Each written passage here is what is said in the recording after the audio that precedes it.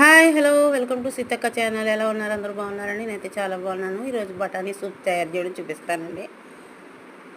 Stove మీద బాండీ పెట్టుకుని 2 స్పూన్లు నెయ్యి పోసుకోవాలండి. నెయ్యి కాగాక ఉల్లిపాయలు వేసుకుందాం.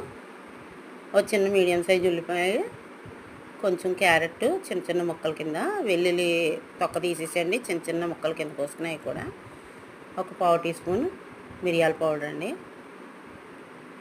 ఒక పావు టీ స్పూన్ మనకి సాల్టు, బంగాళదుంప బాగా ఉడికించుకుని బాగా స్మాష్ చేసుకుని వేసుకున్నానండి.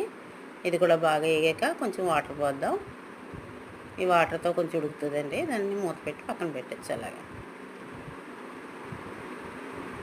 అంతే అండి, ఉడికిపోయింది. ఇప్పుడు మనం బఠానీ 100 గ్రాములు తీసుకున్నానండి. నేను దాన్ని ఉడికించుకుని కొంచెం బరగ్గా మిక్సీ కొట్టుకున్నాను. ఇప్పుడు వేసేసాను. ఒక 2 గ్లాసులన్నర వాటర్ పోసుకున్నానండి నేను. మీకు ఇంకా అవసరమైతే వేసుకోవచ్చు. కొంచెం కొత్తిమీర, ఇంకొక పావు టీ స్పూను మిరియాల పౌడరు వేసి మరిగించుకోవాలండి. బాగా మరిగిపోయింది. పాల మీద తొరక ఉంటుంది కదండి, ఆ తొరక బాగా ఇలాగా స్పూన్తోనన్నా దేనితోనన్నా బాగా క్రీమీలా కొట్టుకుని వేసుకుంటామేనండి. అంతేనండి, రెడీ అయిపోయింది. ఎంతో టేస్టీ అయిన బఠానీ సూపు మీకోసమే అండి. మీకు నచ్చితే కనుక లైక్ చేయండి, షేర్ చేయండి, సబ్స్క్రైబ్ చేసుకోండి ఫ్రెండ్స్. టేస్ట్ చూడండి ఎలా